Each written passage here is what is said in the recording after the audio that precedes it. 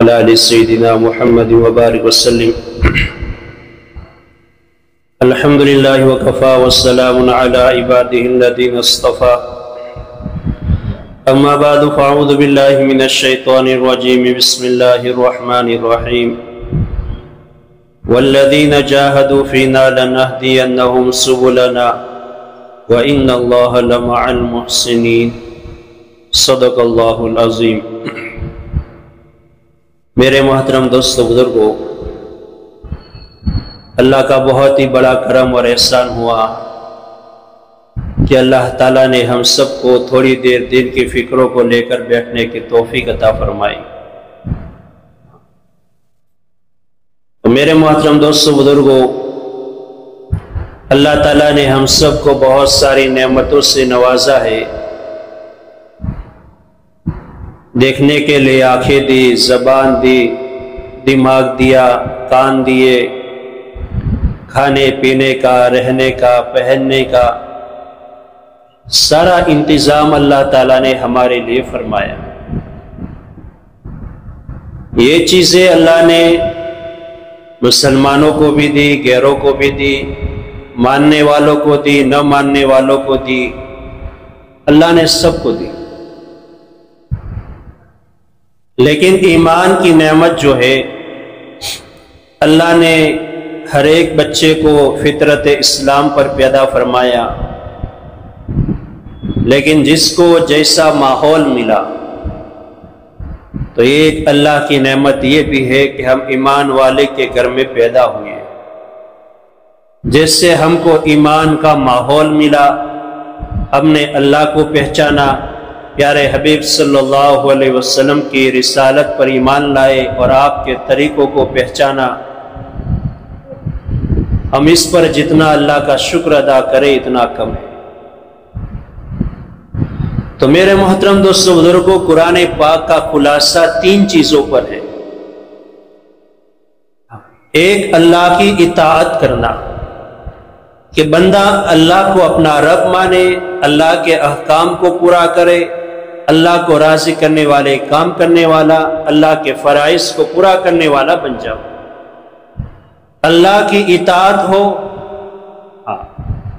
اللہ کی عبادت ہو، کہ ہم جو عبادت کر رہے، جو نماز پڑھ رہے، جو روزہ رکھ رہے، زکوٰۃ دے رہے، قربانی کر رہے، حج کر رہے ہیں، وہ ساری عبادت اللہ کے لیے ہے۔ اللہ کی عبادت ہو اور پیارے حبیب صلی اللہ علیہ وسلم کی اطاعت ہو، کہ ہر کام میں آپ صلی اللہ علیہ وسلم کا طریقہ، نماز بھی پڑھیں گے تو آپ صلی اللہ علیہ وسلم کی بتائی ہوئی باتوں پر، اس کے طریقے پر پڑھیں گے۔ کیسے رکوع، کیسے سجدہ، کیسے قیام کرنا، کتنی رکعتیں، کیسی نماز پڑھنا، کیا پڑھنا، کب پڑھنا۔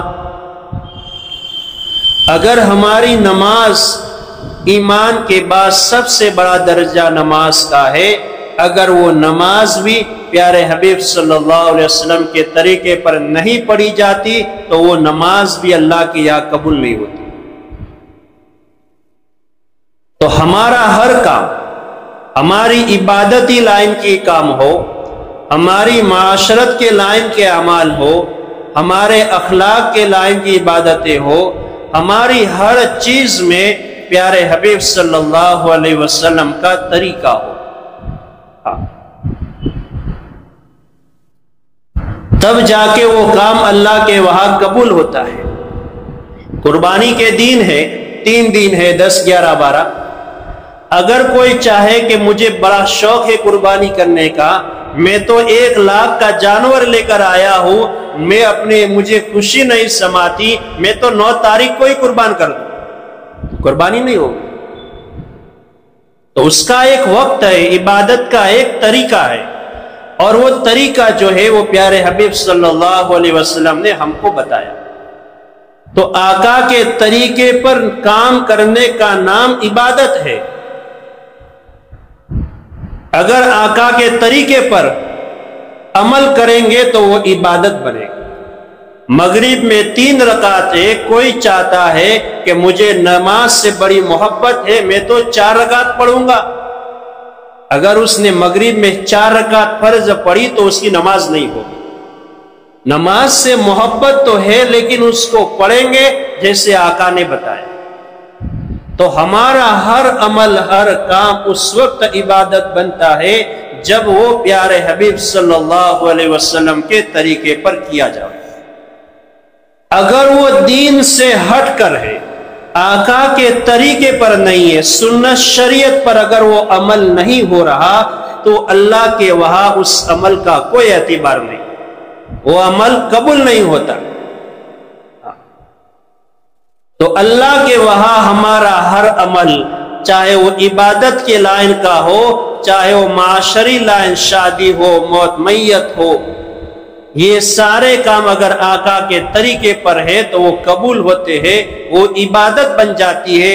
وہ شادی کر رہا ہے لیکن سنت طریقے پر، تو وہ شادی کرنا عبادت بنتا ہے. اگر رسم و رواج پر، خاندانی طریقوں پر، ایک شہرت کے لیے، تو وہ نکاح تو ہو جاتا ہے لیکن وہ عبادت نہیں بنتی. اس پر جو انعامات، جو ثواب، جو فضیلتیں ملتی، اور اگر وہ سنت شریعت کے ساتھ اگر وہ نکاح ہوتا تو جو اولاد پیدا ہوتی وہ فرما بردار ہوتی، اللہ کی محبوب بنتی. اس نے ٹیڑھی اینٹ رکھ دی ہے، اب وہ عمارت سیدھی نہیں بن سکتی. تو یہ دعوت و تبلیغ کی محنت سے میرے بزرگوں اس بات کی فکر کی جاتی ہے کہ ہمارا ہر عمل سنت طریقے پر ہو جائے. تو عبادت اللہ کی ہوگی، اطاعت پیارے حبیب صلی اللہ علیہ وسلم کی ہوگی، اور تیسری چیز جو قرآن پاک کا خلاصہ ہے کہ اللہ کے مخلوق کی خدمت ہو. اور سب سے بڑی اللہ کے مخلوق کی خدمت جو ہے کہ وہ ان کو سیدھا راستہ بتلانا ہے، ان کو ہدایت والا راستہ بتلانا ہے. اس لیے ہدایت اتنی ضروری ہے. ہدایت کے بغیر چارہ نہیں ہے. اس کو اللہ نے اتنا عام کر دیا، اس لیے ہم ہر نماز کی ہر رکعت میں اللہ سے کہتے ہیں اہدنا الصراط المستقیم، یا اللہ تو ہم کو سیدھا راستہ بتلا، سیدھا راستہ بتلا دے اور سیدھے راستے پر چلا دے. کن لوگوں کا راستہ؟ انعمت علیہم من النبیین والصدیقین والشہداء والصالحین. نبیوں والا راستہ، صدیقین والا راستہ، شہداء والا راستہ. اس لیے ہدایت اتنی ضروری ہے کہ ہدایت کے بغیر بندہ کامیاب نہیں ہو سکتا. اس لیے ہر نماز کی ہر رکعت میں بلکہ سورہ فاتحہ پڑھنا بھی واجب ہے، قرات کرنا فرض ہے. تو ہر رکعت میں بندہ اپنے لیے اللہ سے ہدایت مانگ رہا ہے. اور ہدایت کس کو ملتی ہے؟ جس بندے کے دل میں طلب ہوتی ہے، فکر ہوتی ہے. حضرت سلمان فارسی رضی اللہ تعالیٰ عنہ کے دل میں ایمان کی طلب تھی، فکر تھی. ایران کے رہنے والے تھے. ان کا جو ابا تھا بڑا آگ کا پجاری، بڑا پنڈت تھا. 24 گھنٹے ان کے گھر میں آگ جلتی تھی. لیکن ان کو ایک بار پتا چل گیا کہ یہ دین سچا نہیں ہے. کسی راہب کی، پادری کی، جو عیسائیوں کے بڑے ہوتے ہیں، عالم، ان کی خدمت میں گئے، ان کی خدمت کری. باپ کو پتا چل گیا، گھر میں باندھ دیا، بند کر دیا. کسی دن چھوٹ گئے اور نکل گئے.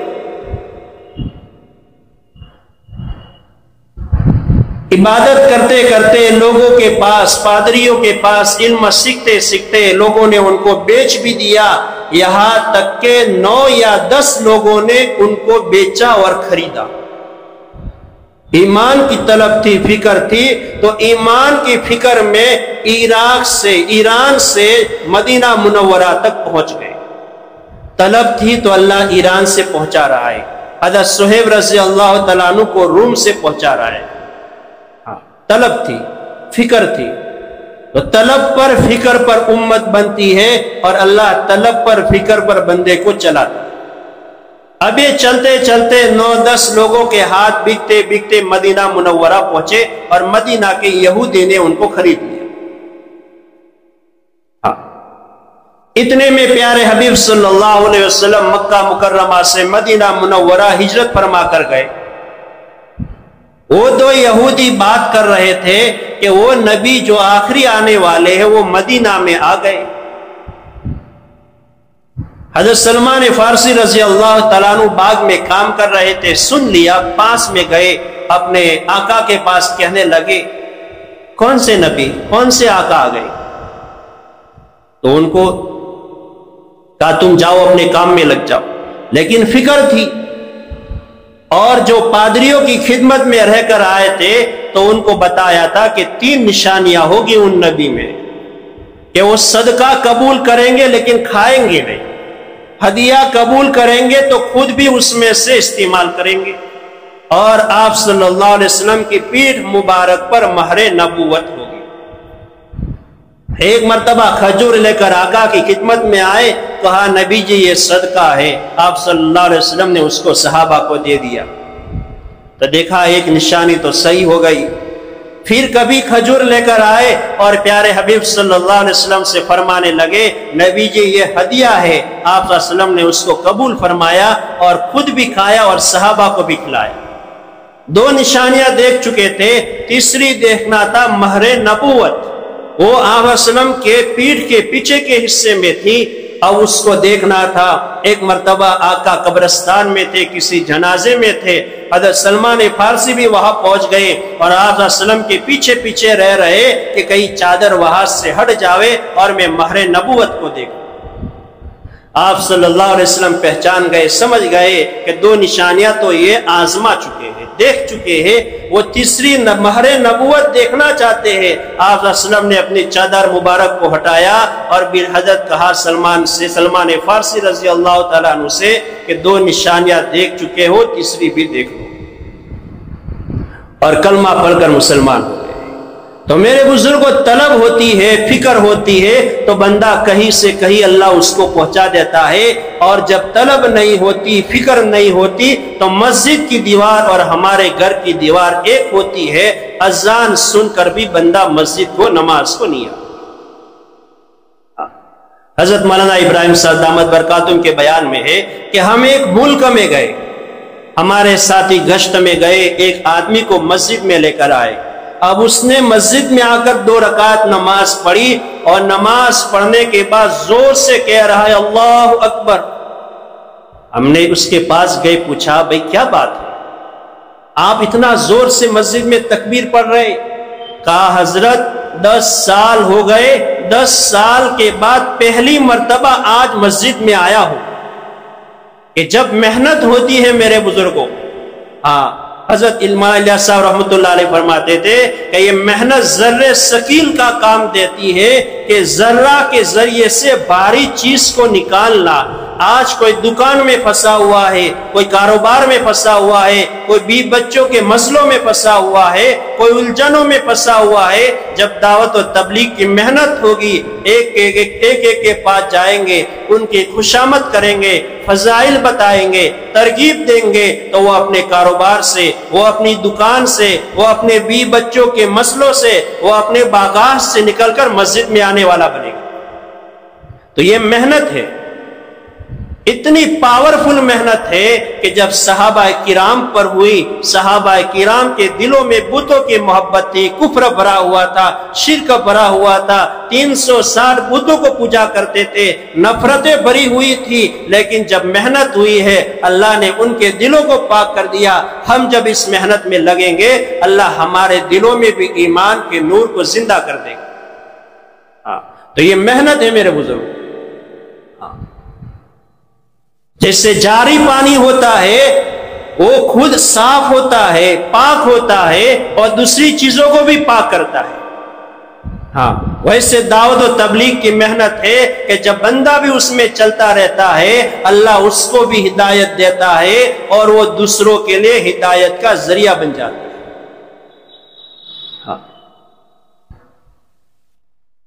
تو میرے محترم دوستو بزرگوں، یہ محنت جو ہے مجاہدہ مانگتا ہے۔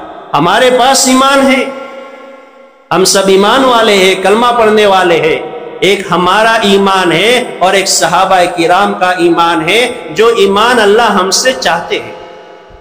ہاں، ایک صورتی ایمان ہے اور ایک حقیقی ایمان ہے۔ ایک صورت ہوتی ہے اور ایک حقیقت ہوتی ہے۔ ایک شیر کی صورت ہے، شیر کا فوٹو ہے، شیر کا گڑیا ہے جو شیر کا بنا ہوا ہے، پتلا بنا ہوا ہے، اب بچے اس کے ساتھ کھیلتے ہیں، اس کے اوپر بیٹھ جاتے ہیں۔ حقیقت نہیں ہے، تصویر ہے، وہ صورت ہے، تو اس سے کوئی نہیں ڈرتا۔ لیکن اگر حقیقت میں شیر کا چھوٹا سا بچہ بھی آ جاتا ہے تو بڑا سے بڑا پہلوان بھی بھاگ جاتا ہے۔ کیا وجہ ہوئی کہ حقیقت آ گئی۔ حقیقت اپنا اثر دکھاتی ہے، صورت شکل سے کوئی فائدہ نہیں ہوتا۔ تو ہمارا بھی ایمان حقیقت والا بن جاوے۔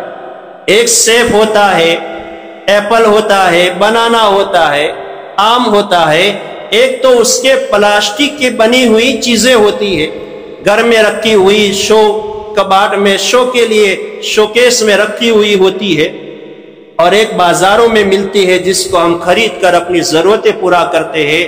بچہ کہے ابا یہ جو شوکیس میں رکھا ہوا ایپل ہے، آم ہے، بنانا ہے، مجھے ذرا کھلا دو۔ باپ کہتا ہے بیٹا یہ کھانے کی چیزیں نہیں ہے، اس سے پیٹ نہیں بھرتا، اس سے لذت نہیں ملتی، یہ تو شو کی چیزیں ہیں، اس کو شو کے لیے رکھی جاتی۔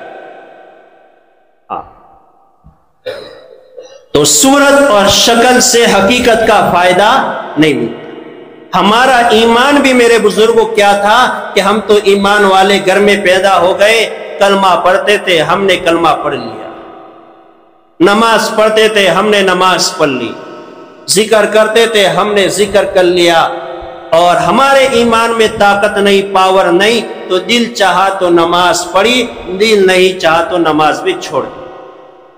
کیوں کہ ایمان میں حقیقت ہمارے پیدا نہیں ہوئی، اس لیے نماز کی اہمیت ہمارے دلوں میں نہیں ہے۔ ایک بزرگ کا انتقال ہو گیا، بلخ میں بزرگ تھے، بیمار ہو گئے، بچے کا انتقال ہو گیا، تو آدھا بلخ ان سے تعزیت کے لیے آیا۔ ان کی نماز چھوٹ گئی تو کوئی ملنے نہیں آیا۔ آج ہمارے گھر اگر سب کو دنیا چھوڑ کے جانا ہے، بوڑھے ماں باپ ہو گئے، 70-80 کے ہو گئے، اگر دنیا چھوڑ کے جاتے ہیں تو سارے رشتہ دار، ملنے والے، پڑوسی، سارے لوگ ہمارے گھر آ جاتے۔ کیا ہوا کہ اس کے گھر میں غم کا معاملہ ہو گیا، ایک آدمی دنیا چھوڑ کے رخصت ہو گیا، اب سب اس کے پاس آتے، تعزیت کے لیے آتے۔ یہ تو جانتے ہیں اگر کوئی نماز چھوڑ دیتا ہے تو کوئی ہمارے گھر نہیں آتا، بھیا فلاں مسجد میں نہیں آ رہے، نماز کو نہیں آ رہے، کیا بات ہے؟ بیماری پوچھنے جاتے ہیں، ایمان کے حالات پوچھنے ہم نہیں جاتے، اس لیے کہ لوگوں کی عظمت، اہمیت ہمارے دلوں میں ہے، لیکن ایمان اور اعمال کی نہیں ہے۔ ایک دن مرنا تو ضرور ہے، اگر وہ بغیر نماز کے گیا، بغیر ایمان کے گیا، بغیر اعمال کے گیا تو کتنا بڑا نقصان ہوگا اس کا۔ اس لیے جس چیز کی عظمت دلوں میں ہوتی ہے، بندہ اس کے لیے روتا ہے، اس کے لیے محنت کرتا ہے، اس کے چھٹ جانے پر تڑپ جاتا ہے، اور جس چیز کی عظمت نہیں ہوتی اس کے جانے پر کوئی افسوس نہیں ہوتا۔ اس لیے حدیث پاک میں فضائل اعمال میں ہے کہ ایک نماز کا چھٹ جانا، ایک آدمی ہو، اس کا قبیلہ، خاندان، بیوی، بچے، مال و دولت سارا چھن جاوے، لٹ جاوے، ختم ہو جاوے، اور جیسے آدمی خالی ہاتھ کھڑا ہو جاتا ہے، ویسا اس سے زیادہ نقصان ایک نماز کے چھوڑنے میں۔ اس لیے کہ جو ہم نماز چھوڑ رہے، ہم دنیا کمانے میں چھوڑ رہے، اور دنیا جو کما رہے وہ بیوی بچوں کے لیے، ماں باپ کے لیے کما رہے، ان کو اچھا گھر ملے، کپڑے ملے، سونا چاندی کا زیور ملے، ان کی ضرورتیں پورا ہو۔ ہمارا دنیا پر محنت کرنا اپنے بیوی بچوں کے لیے ہوتا ہے، اس لیے ہمارا نماز کا چھوٹ جانا نقصان کے اعتبار سے ایسا ہے کہ گویا کہ ہمارا پورا قبیلہ مال و دولت ختم ہو گئی۔ آقا نے ہم کو نقصان کے بارے میں سمجھا کہ نقصان کے اعتبار سے ایسا ہے، لیکن جب حقیقت والا ایمان ہوتا ہے، ایمان میں پاور ہوتا ہے، طاقت ہوتی ہے، تو بندہ سوچتا ہے، میرے اللہ تعالیٰ یوں فرماتے ہیں، پیارے حبیب صلی اللہ علیہ وسلم نے فرمایا کہ جو بندہ نماز کا اہتمام فرماتا ہے، اللہ فرماتے ہیں کہ میں اس کو اپنی ذمہ داری سے جنت میں داخل کروں گا۔ ہاں، نماز پڑھنے پر اللہ تعالیٰ اس کو اپنی ذمہ داری سے جنت میں داخل کریں گے۔ اس لیے دین ہے، دین اللہ نے آسان کر دیا، دین کو سستا کر دیا کہ غریب سے غریب آدمی کھانا نہیں ہے، اچھے کپڑے نہیں ہے، جھوپڑی میں زندگی گزار رہا ہے، تو وہ بھی دین پر چل کے دیندار بن سکتا ہے۔ کہ نماز پڑھنے آ رہا ہے تو نماز کی فیس پیسے نہیں دینے پڑتے، نماز کو اللہ نے فری کر دیا۔ روزہ رکھ رہا ہے تو روزے کے لیے پیسے نہیں دینے پڑتے، عبادت کو فری کر دیا۔ ذکر کر رہا ہے، درود شریف پڑھ رہا ہے، قرآن پاک کی تلاوت کر رہا ہے، گشتوں میں چل رہا ہے، ملاقاتوں میں پھر رہا ہے، اللہ کے بندوں کو ایمان اعمال نماز کی دعوت دے رہا ہے، کسی عمل میں پیسہ نہیں لگتا۔ ہاں، اگر پیسہ لگتا ہے تو زکوٰۃ میں اور حج میں، وہ بھی اللہ نے مالداروں کو دیا، غریب کو بھی نہیں دیا۔ زکوٰۃ بھی نہیں دینی، حج بھی نہیں کرنا، قربانی بھی نہیں کرنی اگر آپ کے پاس پیسے نہیں ہیں۔ اتنا دین سستا ہے کہ غریب سے غریب بھی دیندار بن سکتا ہے۔ اس لیے اللہ نے میرے بزرگوں کہ دین کے بغیر آدمی کامیاب نہیں ہو سکتا، ایمان اور ہدایت کے بغیر بندہ کامیاب نہیں ہو سکتا، اس لیے اللہ نے اس کو فری کر دیا۔ لیکن جو دنیا ہے، جو من مانی زندگی ہے، جو خواہشات والی زندگی ہے، اس میں پیسہ لگتا ہے۔ ہم شادی کر رہے ہیں، باپ چاہتا ہے میرا نام پورے ملبہ گل میں مشہور ہو کہ فلاں نے ماشاءاللہ کتنا بہترین شاندار ولیمہ کیا تھا، اس کے لیے پیسے لگتے ہیں۔ کیوں؟ کہ لوگوں کو دکھانا ہے۔ اچھی عمارت، میرا بنگلہ پورے شہر میں سب سے عالی شان ہو، تو اس کے لیے پیسہ لگتا ہے، کیونکہ لوگوں کو دکھانا ہے۔ میری گاڑی سب سے اچھی ہو، میری گھڑی سب سے اچھی ہو، میرے کپڑے، میرے چشمے سب سے اچھے ہو، تو سب کے لیے پیسہ لگتا ہے، کیونکہ ایک خواہشات ہے، من مانی زندگی۔ تو رب چاہی زندگی میں پیسہ نہیں لگتا، اور اللہ نے فری کر دیا، اور من مانی زندگی میں پیسوں کے بغیر کام نہیں ہوتا۔ تو میرے محترم دوستو بزرگوں، یہ جو دعوت و تبلیغ کی محنت ہے، وہ ہمیں میرے بزرگوں اپنی زندگی کا احساس کہ میں کون ہوں، مجھے کیا کرنا ہے، اور میں کیا کر رہا ہوں۔ جب بندہ چلے گا پھرے گا تب اس کو احساس ہوگا کہ میری زندگی کہاں کٹ گئی۔ ایک شیر کا بچہ بکریوں کے ریوڑ کے ساتھ رہتا تھا۔ اب بکریاں بولتی تھی میں، تو وہ شیر کا بچہ بھی کہہ رہا ہے میں۔ اب بکریاں اس کو سمجھا رہی ہے، بھائی آپ تو شیر ہے، آپ بکری نہیں ہے، لیکن وہ مان نہیں رہا، کیونکہ بکریوں کے ریوڑ میں رہتا تھا، وہ بکریوں کی شکل کو دیکھ رہا تھا، ان کے بولنے کو دیکھ رہا تھا، تو وہ ان کے ساتھ میں کرنے لگ گئے۔ اب بکریوں نے سوچا کہ یہ بھائی تو سمجھنے والے نہیں ہیں، چلو ان کو پانی کے تالاب پر لے چلو۔ اب شیر کے بچے کو پانی کے تالاب پر لے گئے، جیسے اس نے پانی میں اپنا منہ پانی پینے کے لیے ڈالا ہے، تو پانی میں اس کو اپنا چہرہ دکھا، تو کہنے لگا بھئی میں تو شیر ہوں۔ بکریاں کہنے لگی ہم تو کب سے آپ کو سمجھا رہے تھے، بھئی آپ تو شیر ہے، اللہ کے بندے ہیں، پیارے حبیب صلی اللہ علیہ وسلم کے امتی ہے، آپ تو دنیا کو سیدھا راستہ بتانے کے لیے آئے تھے، آپ تو جنت والا راستہ بتانے آئے تھے، آپ خود ہی راستہ بھٹک گئے۔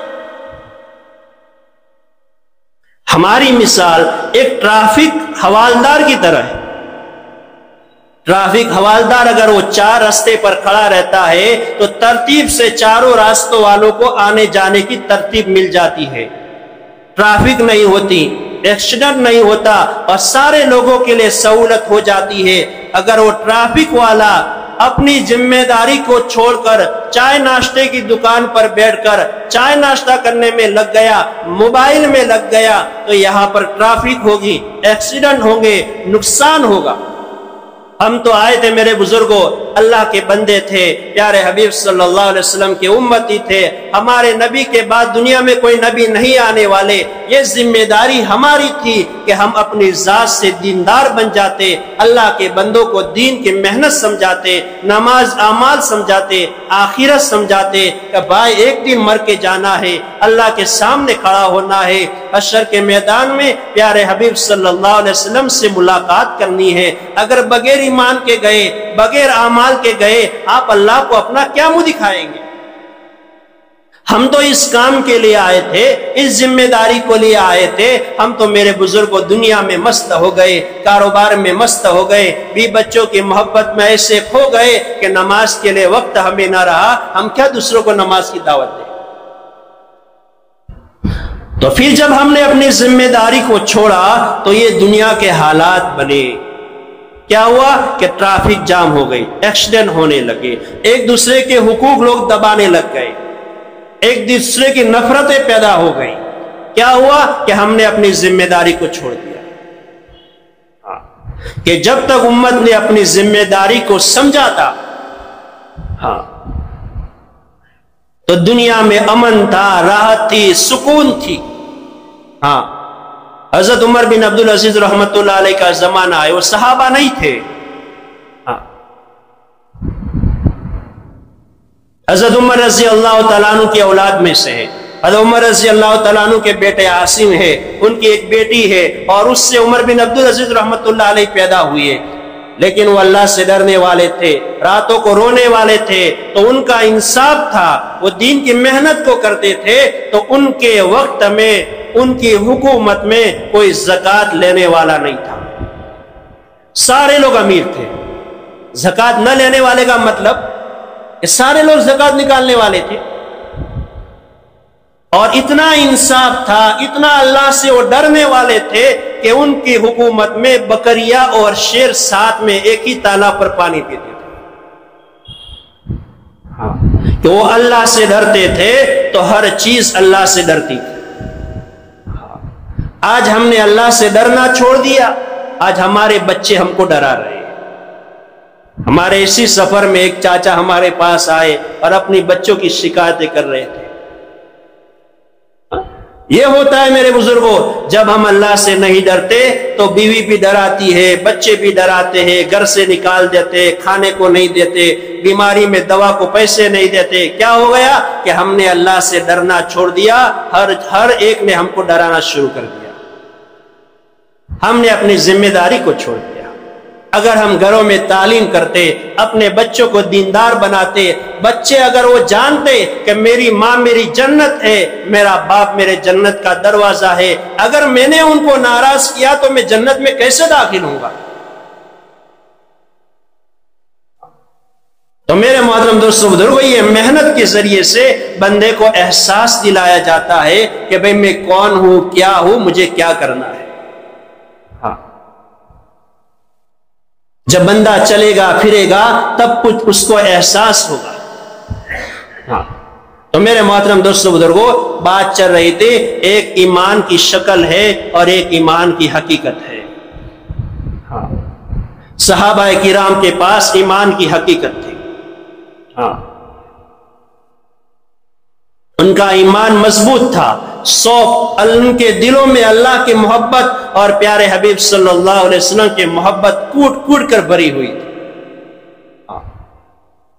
اس لیے ایک ماں کہتی ہے، خنسا رضی اللہ تعالیٰ عنہ کہتی ہے، اپنے 4 جوان بیٹے ہیں، بیٹے کو بٹھاتی ہے، سمجھاتی ہے، دیکھو میرے بیٹو، میں نے تمہیں تمہاری تربیت کی ہے، میں نے تمہارے باپ کو رسوا نہیں کیا، میں نے پاک دامنی کی حالت میں زندگی گزاری ہے. کل تم اللہ کے راستے میں جاؤ، جہاد میں جاؤ اور چاروں کے چاروں شہید ہو جاؤ، تاکہ کل قیامت کے میدان میں جب اللہ کے سامنے میں کھڑی ہو جاؤ، جب میں اپنے نبی صلی اللہ علیہ وسلم کے سامنے کھڑی ہو اور مجھے پکارا جاوے کہ 4 جوان بیٹوں کی شہید کی ماں کہاں ہے، تو میں فخر سے اپنے آپ کو پیش کر سکوں۔ ایمان کی حقیقت تھی، 4 بیٹے سہاراتے شوہر نہیں تھا، لیکن چاروں بیٹوں کو دین کے لیے قربان کرنا آسان تھا۔ حضرت صدیق اکبر رضی اللہ تعالیٰ عنہ پیارے حبیب صلی اللہ علیہ وسلم کے خاص دوست تھے بچپن سے۔ جب 30 پر 8 لوگ مسلمان ہو چکے تھے، حضرت صدیق اکبر رضی اللہ تعالیٰ عنہ نے کہا نبی جی اب تو ہمیں بیت اللہ میں جا کر اسلام کی کھلے عام دعوت دینی چاہیے۔ آپ صلی اللہ علیہ وسلم منع فرماتے رہے مصلحت کی خاطر کہ حالات اچھے نہیں ہیں، لوگ مخالف ہیں، پریشان کریں گے، ظلم کریں گے، لیکن صدیق اکبر رضی اللہ تعالیٰ عنہ کے دل میں ایمان کی محبت تھی کہ جب ایمان حق ہے، محنت حق ہے، تو پھر کیوں ڈرنا۔ بار بار اصرار کرنے پر پیارے حبیب صلی اللہ علیہ وسلم نے اجازت دے دی۔ اب بیت اللہ میں آ کر 30 پر 8 تمام صحابہ بیت اللہ میں آ گئے اور صدیق اکبر رضی اللہ تعالیٰ عنہ کھڑے ہو کر اسلام کی دعوت دے رہے، پیارے حبیب صلی اللہ علیہ وسلم کی طرف بلا رہے۔ پھر کیا تھا کہ سارے کافر لوگ آپ پر ٹوٹ پڑے، اتنا مارا کہ مرنے کے قریب کر دیا۔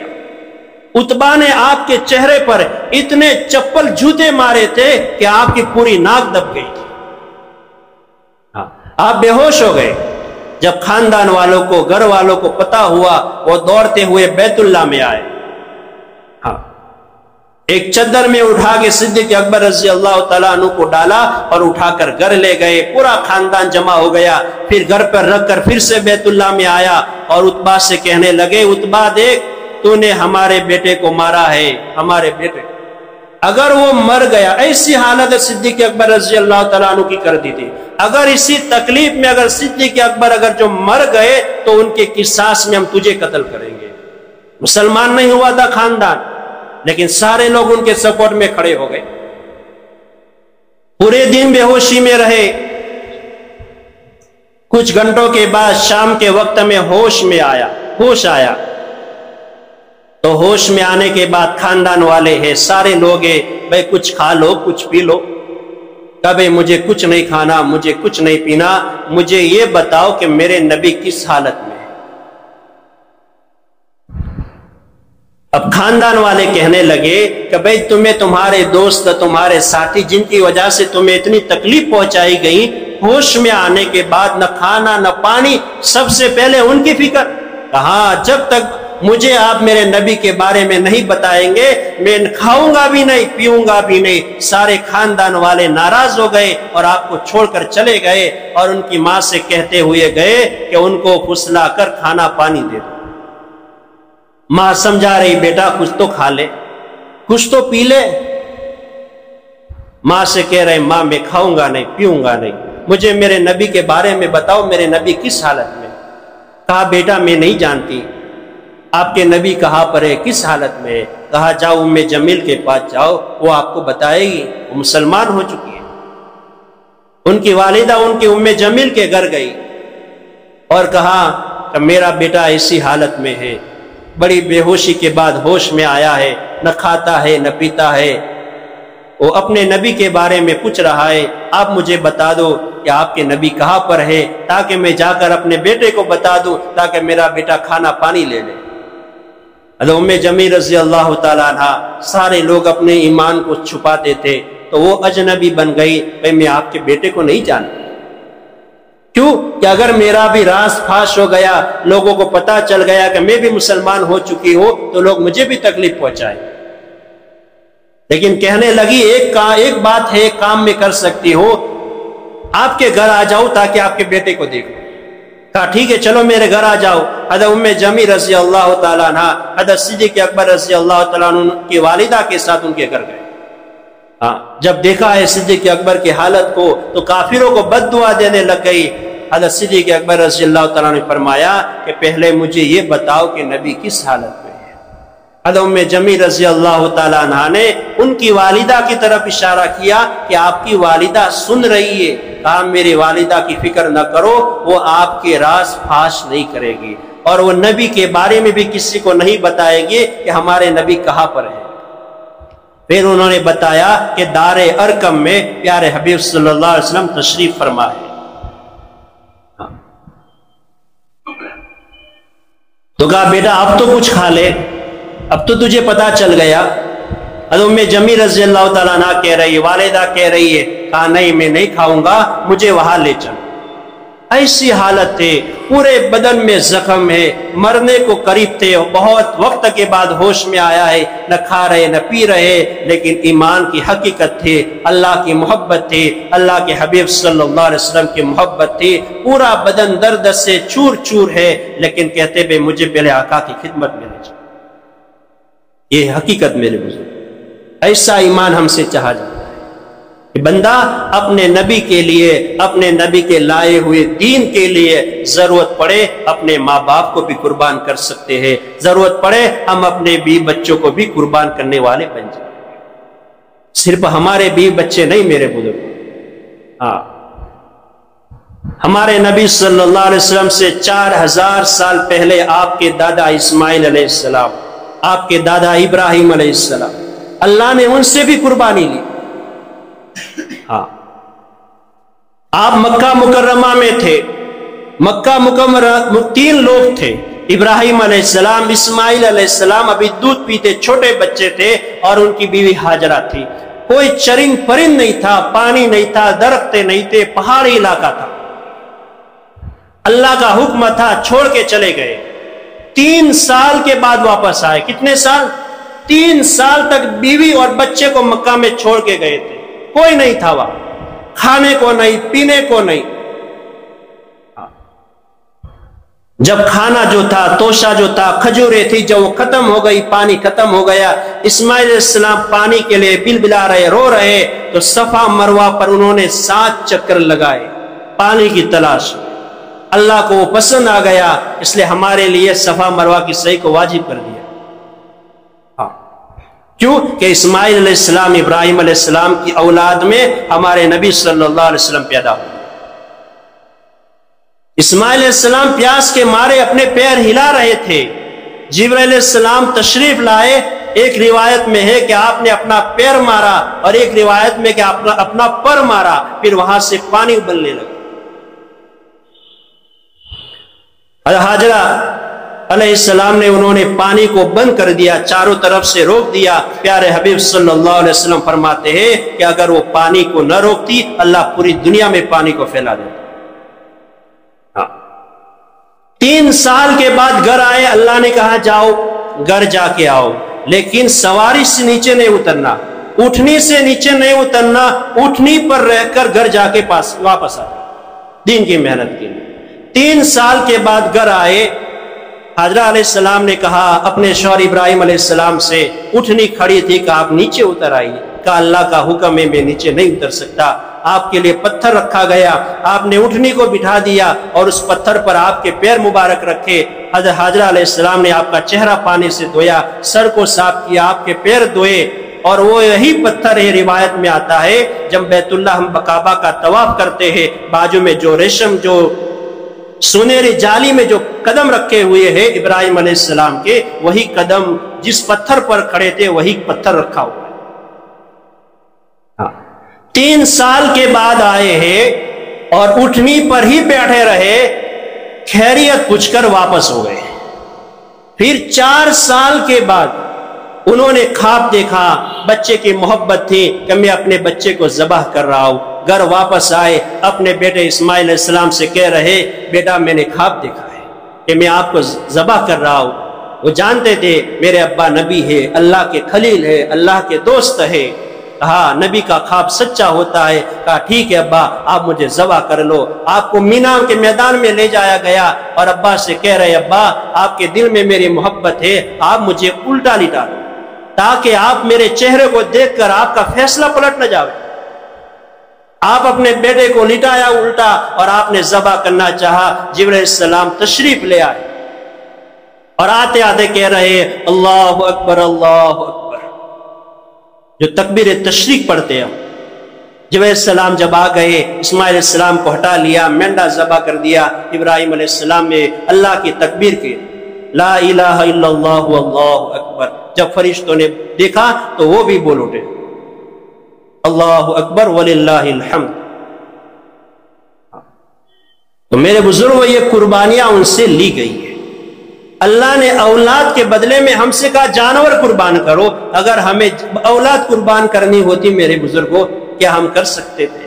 اولاد کی محبت میں ہم اللہ کے راستوں میں نہیں نکل پاتے، ہم اپنے اولاد کو کیا قربان کرتے ہیں؟ وہ اللہ کے خلیل تھے، اللہ کے محبت میں اپنے بچوں کو قربان کرنے کے لیے تیار. وہی اسماعیل علیہ السلام کے اولاد میں ہمارے نبی صلی اللہ علیہ وسلم پیدا ہوئے.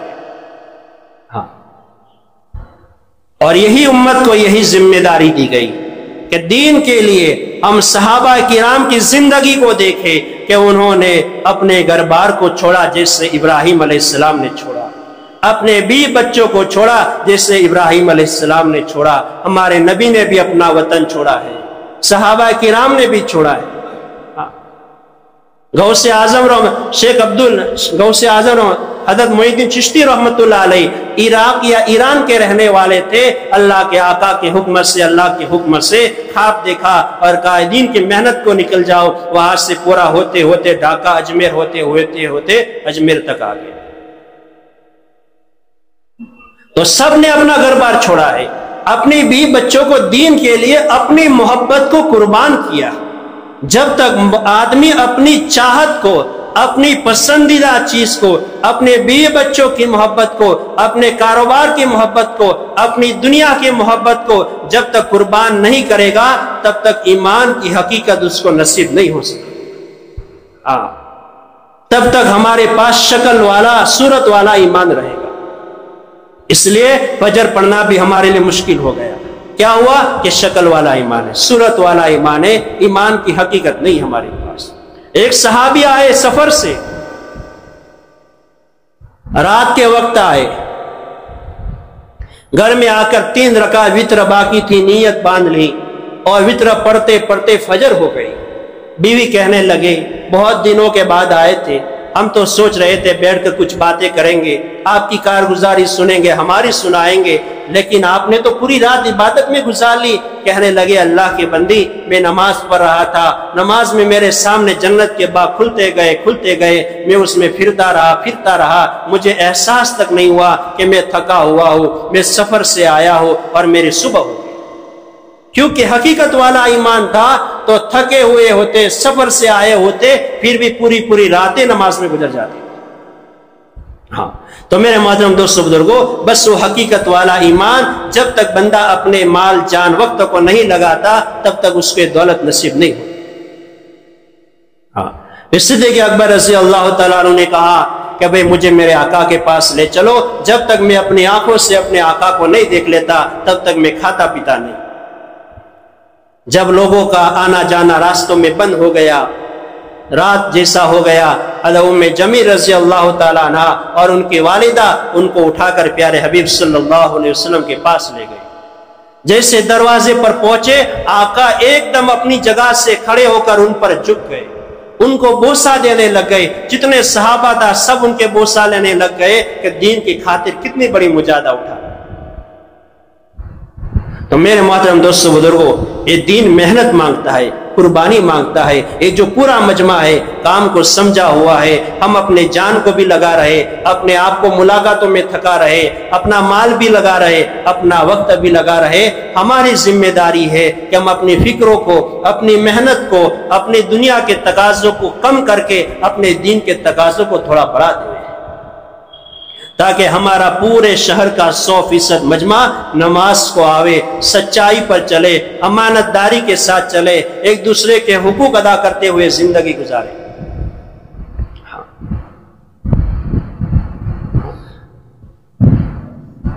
اور جب میرے بزرگ دنیا میں تھکیں گے، جماعتوں میں جائیں گے، چلیں گے، تو کیا ہوگا؟ چاہت کا کھانا بھی قربان ہوگا، بے بچوں کی محبت بھی قربان ہوگی، دنیا بھی قربان ہوگی، دوست احباب بھی قربان ہوں گے، جماعت میں جائیں گے، جب چاہیں گے، جو چاہیں گے، جیسا چاہیں گے، تو ملتا نہیں ہے۔ کپڑے بھی ہاتھ سے دھونے پڑتے، کبھی مچھر پریشان کرتے، کبھی لائٹ پریشان کرتی۔ اب یہ سارے مجاہد ہیں، گھر میں ہر طرح کا آرام ہے۔ اب یہ مجاہدوں کے ساتھ اللہ کو راضی کریں گے تو کیا ہوگا؟ جب ہم مر کے اللہ کے پاس جائیں گے، میرے مر کے تو سب کو جانا ہے۔ ہاں، جب بندہ جنت میں جائے گا تو فرشتے استقبال کے لیے گیٹ پر کھڑے ہوں گے، کہیں گے سلام علیکم طبتم فادخلوها خالدین، آئیے جنت میں داخل ہو جائیے، اس لیے کہ آپ نے دین کے لیے اپنی دنیا کو قربان کیا، بچوں کی محبت کو قربان کیا، اپنے آپ کو تھکایا، فادخلوها خالدین، جنت میں داخل ہو جائیے اور ہمیشہ کے لیے جنت میں داخل ہو جائیے۔ ہاں، جب جنت میں جائے گا میرے بزرگوں، آدم علیہ السلام کا 50 پر 10 60 ہاتھ کا قد تھا، اللہ ہر ایک جنتی کو اتنا قد دے گا۔ یوسف علیہ السلام کی خوبصورتی دے گا، ایوب علیہ السلام کا دل دے گا، عیسیٰ علیہ السلام کی جوانی 30 پر 2 سال کی عمر دے گا، اور ہمارے نبی صلی اللہ علیہ وسلم کے اخلاق دے گا۔ ہاں، جب جنت میں جائے گا، عالیشان محل ہوگا، بنگلے ہوں گے، سونے چاندی سے یاقوت سے بنے ہوئے عمارتیں محل ہوں گے۔ روایت میں آتا ہے جب جنت میں جائے گا اس کی ایک دیوار کو دیکھے گا۔ ہم جب سے آئے ملبا گل میں مسجدیں دیکھ رہے، ماشاءاللہ ایک سے ایک اچھی مسجد ہے، ہاں خوبصورت مسجدیں بنی ہوئی ہے۔ بس یہ محنت اس بات کی ہے کہ عالیشان خدا کی گھر جو بنے ہوئے ہیں اس کو اچھے نمازی مل جائے، کہ جنتی جب جنت میں جائے گا اس کی دیوار کو دیکھے گا، ایک روایت میں کہ 40 سال اور ایک روایت میں کہ 70 سال کا زمانہ گزر جائے گا، اس کا دیوار کو دیکھتے دیکھتے جی نہیں پڑے گا، اتنی بہترین نقشیں اللہ نے بنائی، اتنی خوبصورت اللہ نے جنتیں بنائی۔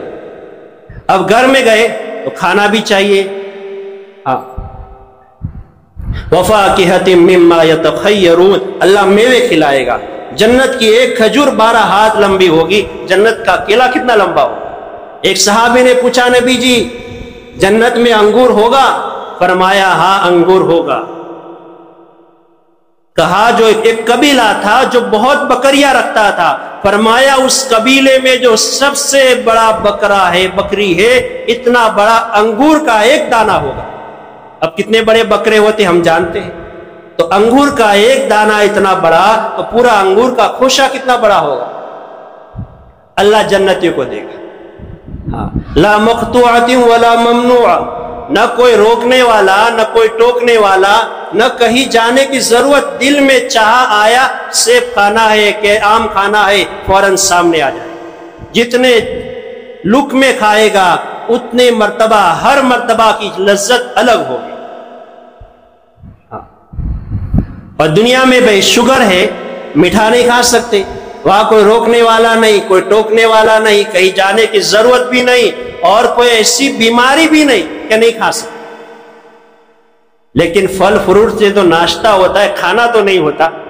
اللہ کہے کہ اللہ کھانا، ہاں وَلَحْمِ طَيْرٍ مِّمَّا يَشْتَهُونَ، اللہ پرندوں کا گوشت کھلائے گا۔ جنتی چاہے گا کہ بھئی گوشت کھانا ہے، ایک پرندہ آئے گا اڑتا ہوا اس کے پاس، وہ پرندہ اونٹ جتنا بڑا ہوگا، وہ جنتی کے پاس آ کر کہے گا یا ولی اللہ کلی، اے اللہ کے ولی مجھے کھا لے۔ ایک طرف شوربے والا، ایک طرف بنا ہوا، تلا ہوا، ہر طرح کا میرے پاس گوشت ہے، جو تجھے چاہے کھا لے۔ جنتی کھا لے گا، ڈکار آئے گی، کھانا ہضم ہوگا، نہ وہاں استنجا ہے نہ پیشاب ہے، کچھ نہیں، ہاں کھایا ہضم ہو گیا۔ پھر وہ پرندہ اڑ کے چلا جائے گا، پھل فروٹ کھائے، بنگلہ رہنے کو گھر مل گیا، پھل فروٹ کوئی ناشتہ ہو گیا، کھانا ہو گیا، پھر آدمی کا جی نہیں لگتا گھر میں۔ اللہ فرمائے گا وحور عین کامثال اللؤلؤ المکنون، اللہ حورے دے گا، نکاح ہوں گے، کم سے کم جنتی کو اللہ 72 حورے دے گا۔ حضرت مولانا طارق جمیل صاحب ایک روایت میں فرماتے ہیں کہ جب جنت کی حور اپنے شوہر اپنے جنتی کے پاس آئے گی، ایک ایک قدم پر 1,00,000 طرح کے نخرے انداز دکھائے گی۔ کس کے لیے بھائی؟ کہ دنیا میں بیوی بچوں کی محبت کو قربان کیا تھا، اچھے کھانوں کو قربان کیا تھا، کاروبار کو قربان کیا تھا، تو یہ اکرام ہوگا۔ جنتی کہے گا اللہ کیوں دیا؟ اللہ فرمائیں گے جزاء بما کانوا یعملون، یہ تمہارے اعمال کا بدلہ ہے۔ تم راتوں کو اٹھ کر اللہ کے سامنے لوگوں کی ہدایت کے لیے رویا کرتے تھے، آپ تھکے ہوئے ہوتے تھے، پیروں میں درد ہوتا تھا، آپ 2.5 گھنٹوں کی محنت میں اللہ کے بندوں کو اللہ کا دین سمجھایا کرتے تھے، اپنے دین کی فکر کے ساتھ لوگوں کی دین کی فکر کیا کرتے تھے، یہ اس کا اعمال کا بدلہ ہے۔ تو میرے محترم دوستو بزرگوں، دنیا تو گزر جاتی ہے، بیماری میں بھی، تندرستی میں بھی، اچھے گھر میں، کرائے کے مکان میں، اچھے کپڑوں میں، پھٹے پرانے کپڑوں میں، دنیا 60-70 سال کی تو گزر جاتی ہے، اصل زندگی آخرت کی ہے، وہ بن جاوے اس کے لیے ساری محنت ہے۔ اس کے لیے ہمارا ہر ساتھی ارادہ کرے، انشاءاللہ بقرہ عید کے بعد 20 تاریخ سے چلے 4 مہینے کی جماعتیں جائے گی، انشاءاللہ میں جاؤں گا، ہر ساتھی کھڑا ہو کر اپنے نام کو پیش کرے۔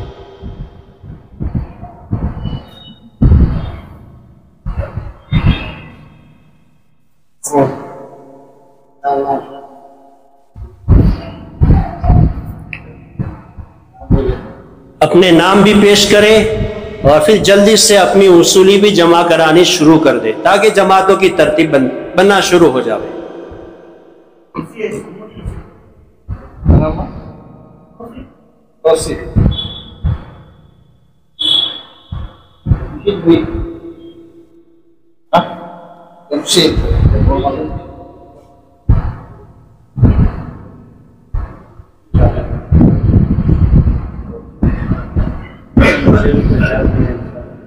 اللہ پاک قبول فرماوے، تمام ساتھیوں کو قبول فرماوے۔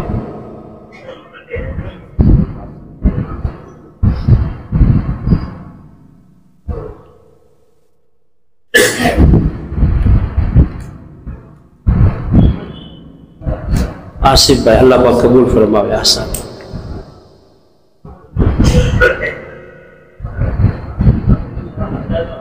ہدایت اللہ بھائی اللہ پاک سب کے لیے ہدایت کا ذریعہ بناوے۔ بتاؤ اللہ بھائی اللہ پاک قبول فرماوے، مدد فرماوے۔ مکہ مسجد، ہاں ماشاء اللہ، مکہ مسجد سے پوری جماعت ہے انشاءاللہ۔ ہاں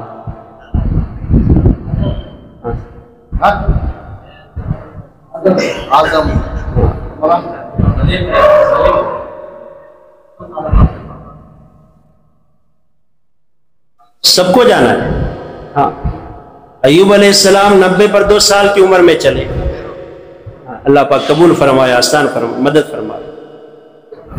ہاں چلے کی 4 مہینے کی جماعت ہے، ان کی دعا لے کر، ہماری دعا لے کر، ہم ان کی دعا لے کر ساتھ میں روانہ ہو جائے، ہم بھی یہاں سے روانہ ہو، وہ بھی یہاں سے روانہ ہو، سب ساتھ میں روانہ ہو جائے۔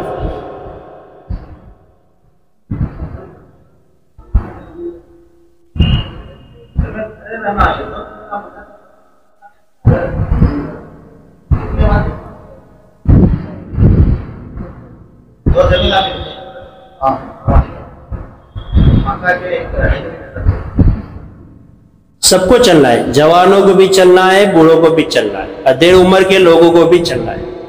ہاں یہ کام سب کا ہے، ہم سب کھانا کھا رہے بھائی، سب آرام کر رہے، سب اللہ کی نعمتیں استعمال کر رہے۔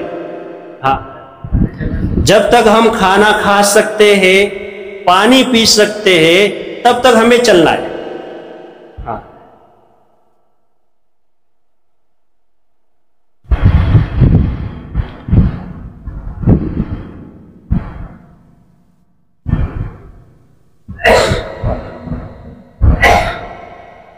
دیکھو بھائی یہ جو تشکیل ہوئی وہ تو باہر کی محنت کے لیے، کہ بندہ اپنے گھر بار، کاروبار، بھی بچوں کو، ماں باپ کو، دوست احباب کو چھوڑ کر دین کی محنت کے لیے جاتا ہے۔ وہ تو بہت کم وقت ہوتا ہے، سال میں 2 سال میں جاتا ہے، لیکن زیادہ تر وقت اپنے مقام پر رہتا ہے۔ تو ہمیں اپنے مقام پر رہتے ہوئے ہمارے بڑے جو ہمیں 5 کام کہتے ہیں، اس میں اپنے آپ کو فکروں کے ساتھ جوڑنا ہے۔ پہلا کام ہمارا مشورہ ہے، مشورے سے ہماری فکر بدلتی ہے، کہ مشورے میں طے ہوا کہ بھئی اپنے مسجد سے 40 دن کی جماعت ہے، ساتھیوں کے نام ہے، ان کی وصولی کرنی ہے. اب مشورے میں بات آئی تو ہماری فکر بنی کیا بھائی کہ تشکیل کرنا ہے اور وصولی کرنا ہے اور جماعت کی تاریخ تو طے ہے، اب سب کو فکر سے روانہ کرنا ہے. تو وہ مشورے سے ہماری فکر بدلتی ہے. اب فکر تو ہے سب کی ماشاءاللہ، ایک نہیں ماشاءاللہ کہ بھائی جماعت تو روانہ کرنی ہے، لیکن اندر میں جذبہ نہیں ہوتا تو بندہ محنت نہیں کرتا. تو ہمارے محنت کا جذبہ بنے اس کے لیے مسجد کی تعلیم ہے. صحابہ کی قربانی کی باتیں ہیں کہ وہ اللہ کے راستے میں اپنا سب کچھ قربان کر سکتے ہیں. تو میں اپنی مسجد سے ایک چلے کی 4 مہینے کی 3 دن کی جماعت جاوے، میں اس کے لیے 2.5 گھنٹہ نہیں دے سکتا. سوچے گا، ہر ایک سمجھدار ہے، ہر ایک سوچتا ہے. تو جب فضائل اعمال کی تعلیم میں قربانی کی باتیں سنے گا تو اس کا جذبہ بھی قربانی دینے کا بنے گا.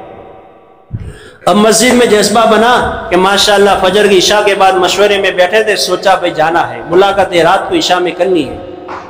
فجر میں مشورے میں سوچا یا عشاء کے مشورے میں سوچا، لیکن گھر گئے، کھانا پینا، بھی بچوں کے ساتھ بات چیت ہوئی، اب غفلت میں آ گئے تو جو فکر تھی وہ فکر ختم ہو گئی. تو گھر کا ماحول، گھر میں جو مسجد میں فکر تھی وہ گھر میں فکر باقی رہے، اس کے لیے گھر کی تعلیم ہے کہ گھر میں بھی فضائل اعمال کے، ایمان اعمال کے مذاکرے ہوں گے تو ہماری مستورات ہمارے لیے دین کے لیے مددگار بنے گی. وہ ہم سے کہے گی جیسے ان کی فکر ہوتی ہے. ہمارا اگر دکان میں 8 بجے جانے کا اگر وقت ہے تو ہمیں 8 بجے سے پہلے گرم پانی بھی دیتی ہے، برش مسواک بھی دیتی ہے، کولگیٹ دیتی ہے، کپڑوں میں پریس کر کے چائے ناشتہ سارا تیار ہوتا ہے. ان کو پتا ہے کہ 8 بجے ناشتہ کر کے نکل رہے ہیں، ان کا ایک مزاج بن گیا. اگر ہم گھر میں دعوت کا مزاج بنائیں گے تو وہ ہم سے کہیں گے آج سنڈے ہے، اتوار ہے، مغرب ہو گئی، آپ گھر میں ہفتے واری اجتماع میں نہیں گئے. وہ ہم سے کہے گی آج جمعہ کا مسجد کا گشت کا دن ہے، آپ گھر میں بیٹھے ہوئے، آپ کاروبار پر ہے، دکان میں ابھی تک مسجد کو نہیں پہنچے. وہ اگر گھر کا مزاج مستورات کا بنا ہے تو وہ ہمارے کام میں مددگار بنے. اس لیے گھر کی تعلیم سے، گھر کا ماحول، مزاج، تاکہ وہ ہمارے دین کے کام میں مددگار بنے. جیسے ماں باپ کی ذمہ داری ہوتی ہے، باپ کی ذمہ داری کمانا، ماں کی ذمہ داری پکا کر بچوں کو کھلانا. اگر وہ دونوں اپنی ذمہ داری پوری کرتے ہیں تو بچوں کو وقت پر کھانا ملتا ہے. اگر وہ اپنی ذمہ داری پوری نہیں کرتے بچے راستوں میں بھیک مانگتے. ویسے ماں باپ کی ذمہ داری ہے، گھر کی تعلیم سے چاہا جاتا ہے کہ ماں باپ اپنی ذمہ داری کو سمجھے کہ میرے بچہ قرآن بھی پڑھے، دین کو بھی سیکھے، نماز اعمال کا پابند بھی ہو، میرا بچہ دین کی محنت کو لے کر چلنے والا بن جائے. تو فکر مشورے سے، جذبہ تعلیم سے، گھر کا ماحول گھر کی تعلیم سے. لیکن گھر میں اور مسجد میں ہم نہیں رہتے، ہم تو بازار میں، محلوں میں دوست احباب کے ساتھ بیٹھتے اٹھتے ہیں. تو ہمارے مسجد کے گشتوں کے ذریعے سے اپنے مسجد کا ماحول بنائے گا. اپنی مسجد کے اطراف میں اگر 500 گھر ہے تو گشتوں کے ذریعے سے ہماری جماعتوں میں کم زیادہ سے زیادہ 10 ساتھی ہو. اتنی جماعتیں 500 گھر ہے، ایک گشت میں اگر 50 گھروں میں ہم پھرتے ہیں تو ہمیں 10 جماعتیں چاہیے جو پورے محلے کو ایک ہی ہفتے میں ہمارا گشت ہو. 10 جماعتوں کے لیے ہمیں 100 ساتھی گشت کے لیے چاہیے. وہ ساتھی ہمارے معاون بن جاوے، 100 ساتھی. اس کے لیے ہمارے گشتوں کے ذریعے سے، ہمارے 2.5 گھنٹوں کی محنت کے ذریعے سے اپنے ساتھیوں کو بنانا ہے. اور دوسرے گشت کا ذریعے ہمارے مسجد کا ماحول تو ماشاءاللہ اچھا بن گیا گشتوں کے ذریعے، 2.5 گھنٹوں کے ذریعے. لیکن جو دوسرا گشت ہمیں دیا گیا وہ دوسرے گشت کے ذریعے سے اس محلے کے ماحول کو بنانے کی فکر کرنا. اب پڑوسیوں میں، اطراف میں ہم 3 دن میں جاتے ہیں، رشتہ داریاں آنا جانا ہوتا ہے، تو 3 دن کی جماعتیں بنا کر ہماری وہاں بھیجنا اور وہاں جا کر محنت کرنا تاکہ وہاں کا بھی ماحول بنے. یہ ہے میرے بزرگوں 5 اعمال. ہم اس کو فکروں کے ساتھ کرتے رہیں گے. ہمیں نماز اعمال پر باقی رہنا اور ایمان پر باقی رہنا ہمارے لیے آسان ہوگا. اللہ تعالی ہم سب کو عمل کی توفیق دے. الحمدللہ رب العالمین الرحمن الرحیم مالک یوم الدین. اللہم صلی علی سیدنا محمد وعلی آل سیدنا محمد وبارک وسلم. اللهم اغفر لنا وارحمنا واهدنا وعافنا وارزقنا ربنا آتنا في الدنيا حسنة وفي الآخرة حسنة وقنا عذاب النار اللهم إنا نسألك الهدى والتقى والعفاف والغنى اللهم إنا نسألك الجنة ونعوذ بك من النار اللهم إنا نسألك الجنة ونعوذ بك من النار اللهم إنا نسألك الجنة ونعوذ بك من النار اے پیارے اللہ ہم سب کے گناہوں کو معاف فرما دو پیارے اللہ جتنی باتیں کہی گئی ہم سب اس کے محتاج ہیں ان باتوں پر ہم سب کو عمل کرنے والا بنا دو پیارے اللہ آپ کی عبادت کرنے والا پیارے حبیب صلی اللہ علیہ وسلم کی اطاعت کرنے والا اور آپ کے بندوں کی خدمت کرنے والا ہم سب کو بنا دو پیارے اللہ دین پر چلنا ہمارے لیے آسان فرما دو دین پر چلنے کا شوق اور جذبہ نصیب فرما دو پیارے اللہ جن کاموں بات و عمل سے آپ راضی ہوتے ہیں آقا راضی ہوتے ہیں ان کاموں کو کرنے والا بنا دو جن کاموں باتوں سے آپ اور آقا ناراض ہوتے ہیں جس سے ایمان کو سلب کر دیا جاوے اعمال صالحہ کے توفیق کو چھین لیا جاوے دنیا آخرت برباد ہو جاوے ایسے سارے برے کاموں سے ہم سب کی پوری حفاظت فرما دو کام کرنے والوں کی مدد فرما دو کام کرنے والوں کو ہمت عطا فرما دو ان کی دنیا بھی آسان فرما دو ان کی دین بھی ان کی دنیا ان کی آخرت بھی آسان فرما دو ان کے بھی بچوں کو ان کا دین کے کام میں مددگار بنا دو ان کے بچوں کو ان کی آنکھوں کی ٹھنڈک بنا دو یا اللہ ہم سب کو اپنے ساتھیوں کا اکرام کرتے ہوئے ساتھیوں کو ہمت دیتے ہوئے ساتھیوں کو اخلاص کے ساتھ لے کر چلنے والا ہم سب کو بنا دو ہمیں کام کو سمجھا دو کام کو سمجھ کر کرنے والا کام کے لیے اپنے مال جان وقت کی قربانی دینے والا ہم سب کو بنا دو ہمارے شہر کو خصوصاً ہمارے ان تمام ساتھیوں کو اور ہمارے گھروں کو ہمارے ماں باپ کو بھی بچوں کو ہمارے نسلوں کو قبول فرما دو پیارے حبیب صلی اللہ علیہ وسلم نے جتنا خیر مانگا نصیب فرما دو جن شر فتنوں سے پناہ چاہی پوری حفاظت فرما دو جن ساتھیوں نے ارادے کیے اللہ سب کو وقت پر نکلنا آسان فرما دو جو ارادہ کسی مجبوری کی وجہ سے نہ کر سکے ان کے لیے بھی آسانیاں پیدا فرما دو ہماری جماعت کے آنے کو بھی قبول فرما دو یا اللہ ان کے اکرام محنت محبت ہم سے کرنے کو قبول فرما دو دنیا آخرت میں ان کو بہترین بدلہ نصیب فرما دو ہماری دعا کو آپ کے فضل و کرم سے اور رسول پاک صلی اللہ علیہ وسلم کے صدقے طفیل قبول فرما دو اللہم انا نسألک العفو والعافیہ فی الدنیا والآخرہ جزا اللہ عنا محمد صلی اللہ علیہ وسلم ما هو اہلہ برحمتک یا رحمت میں ہوں سید منیر سن میرے رب یہ دعا میں ہوں سید منیر